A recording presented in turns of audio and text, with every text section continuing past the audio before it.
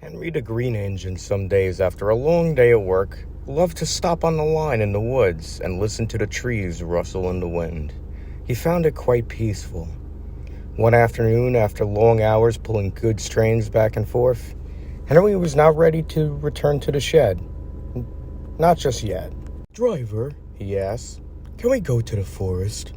"Sure thing, Henry. I was just thinking the same thing." Henry's driver brought Henry to a stop, came upon a nice quiet spot in the woods. Birds chirped, the sun was setting, and a gentle breeze whispered through the branches. Sighed Henry, and he smiled. "You know, old boy, I remember my father telling me as a boy that an old logging company used to be here," said Henry's driver. "Really?" said Henry. "How long ago?" "Oh, many years ago," said his driver. "Long before you were drawn up. The 1910s, I believe. Oh, there was an engine that worked here, too. He was an old 4200 class from 1914 named Hawthorne." "Why did it close?" asked Henry. "Well, the island no longer relied on natural resources native to us. Instead, we took on imported timber while we exported various other goods to the mainland. And so the Sodor Logging Company closed down in 1925. I believe some of the old yards are still around here." "Can we look?" asked Henry. "Sure, why not?" said his driver.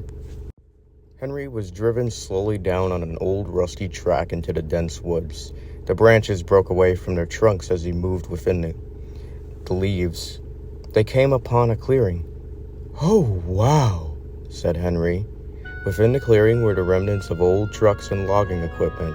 A small crane and a sawmill were nearby. Grass grew high and bushes covered the broken windows on the buildings.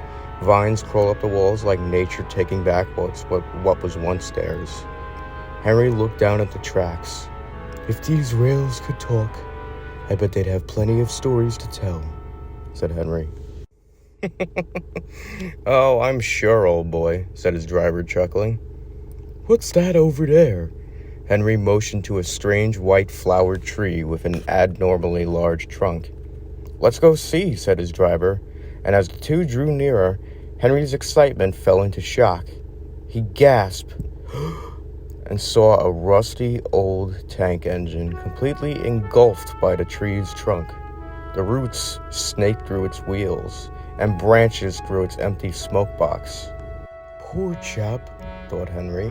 His driver stepped out of the cab and inspected the old engine. He found a half-torn nameplate that read THORN. "These are the remnants of Hawthorne, the logging engine," said his driver. "Shame they left him behind like this. No engine deserves a fate like that." Henry looked down at his buffers, when suddenly he thought he could hear something. "What's that?" A strange noise came from the old sawmill, the sound of a door squeaking open. "Probably only the wind," said his driver. "Come on, it's getting late. We better get home to Tidmouth." The two left the area. Unbeknownst to Henry, a transparent figure of a tank engine watched him leave the yard. Henry backed down into his berth next to the others. Edward yawned. "Oh, where were you?" Edward asked. "Oh, just at the forest," said Henry, smiling and looking at the stars above him. "There's a certain magic to them sometimes, you know. The trees," said Henry. "Sometimes the wind makes them all talk," said Henry. Edward chuckled with a smile. "I understand what you mean," said Edward. "I feel the same way about the harbor when I listen to the waves crash." "Well, anyway, good night, old boy," said Edward. "Good night, Edward," replied Henry. Henry was fast asleep. It was late at night, when suddenly the air grew cold around him. He awoke. "Oh, why is it so cold?" he thought. "Hey," whispered an echoey voice. "Who's that?" asked Henry. "Please help," whispered the voice again.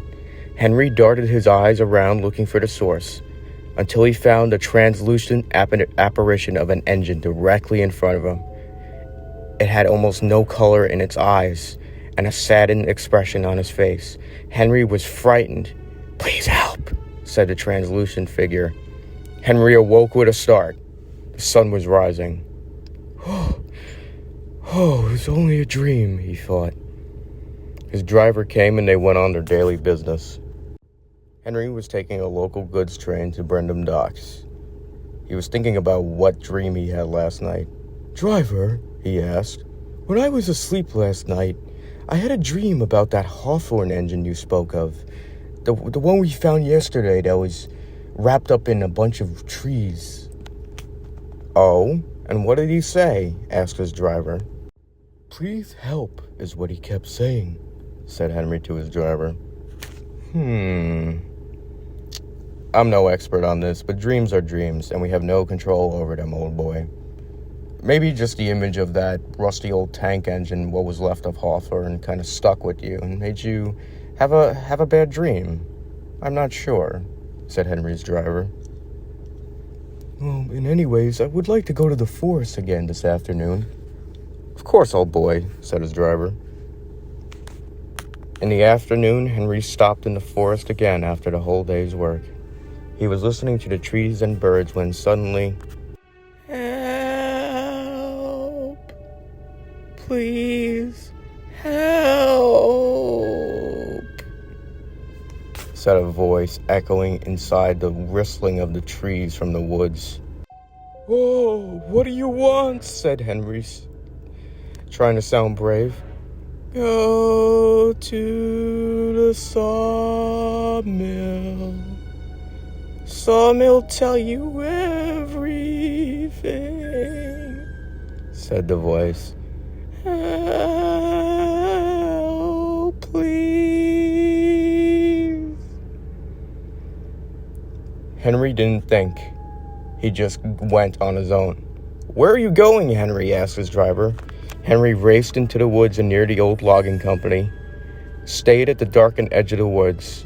He saw two men unloading large crates from a small diesel shunter, with a single cargo van that read, "Property of Sodor Mining Company." The two men were unloading the crates and carrying them into the old sawmill. "Those guys don't look like miners," said his driver. "What is that?" said Henry. Then he saw the warning label on the crates. It said, "Danger. Explosives." "Smugglers," said Henry to himself. "Help, please," said the voice. Henry heard the same exact voice in his dream. "Driver, they're smuggling dynamite.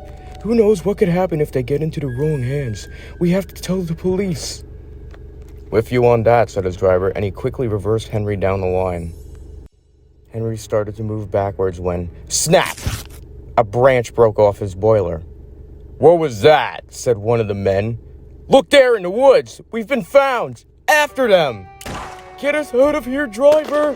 said Henry, as gunshots rang out, and Henry hurried backwards up the line and out of the woods. "After them!" the criminals gave chase. They had a diesel shunter and began to chase Henry down the line. "Faster! Faster! They're gaining!" said Henry, as he saw the diesel and two rifles hanging out of its cab. "Stop or you're dead meat!" shouted one of the men from the diesel's cab. Suddenly, the ghostly voice echoed throughout the woods again. "Oh, help!" It echoed throughout the trees, and as the diesel shunter was gaining on Henry, a tree suddenly fell across the tracks in front of the diesel. The diesel hit it head-on at speed and came off the line, crashing onto its side with an enormous thump. Henry backed all the way down the main line to the nearest signal box, where his driver made the call to the local authorities. Not long after, a huge police presence arrived at the old sawmill. The two men who were chasing Henry were taken into custody, as well as the diesel and all other parties who were involved. Henry was praised for his action. Everyone cheered and whistled, and as Henry looked on in the distance, he saw the tank engine Hawthorne smiling before mouthing, "Thank you," and disappearing within the trees. "You're welcome," said Henry to himself quietly.